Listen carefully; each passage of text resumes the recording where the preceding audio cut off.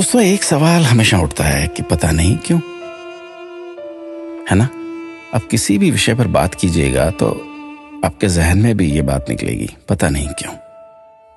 खाने को सादा दाल रोटी होती थी, लेकिन फिर भी किसी को खून की कमी नहीं होती थी, पता नहीं क्यों।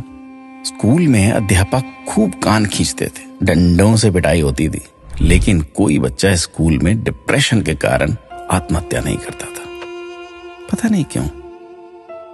बचपन में महंगे खिलौने नहीं मिलते थे, लेकिन हर खेल बहुत आनंदित करता था, पता नहीं क्यों।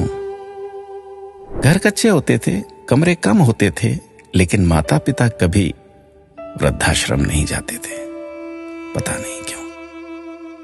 घर में गाय की, कुत्ते की, अतिथि की, मेहमानों की रोटियां बनती थी, फिर भी घर का बजट संतुलित रहता था। आज सिर्फ अपने परिवार की रोटी महंगी हो गई, पता नहीं क्यों। महिलाओं के लिए कोई जिम या कसरत के लिए विशेष साधन नहीं थे, फिर भी महिलाएं पूर्ण रूप से, संपूर्ण रूप से स्वस्थ रहती थी, पता नहीं क्यों। भाई भाई में, भाई बहनों में अनेक बार खूब झगड़ा होता था, आपस में कुटाई तक हो जाती थी, परंतु आपस में मन मुटाव कभी नहीं होता था, पता नहीं क्यों। परिवार बहुत बड़े होते थे, पड़ोसियों के बच्चे भी दिन भर खेलते थे, फिर भी घरों में ही शादियां होती थी, पता नहीं क्यों। माता पिता थोड़ी सी बात पर थप्पड़ मार देते थे, लेकिन उनका मान सम्मान कभी कम नहीं होता था, पता नहीं।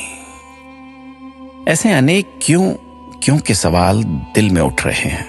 आप सभी तक इस क्यों को पहुंचाने की कोशिश कीजिए। शायद फिर से पहले जैसा सौहार्दपूर्ण वातावरण, आपसी प्रेम, एकता का माहौल बने। एक एक 11 होते हैं। अपना ख्याल रखिएगा।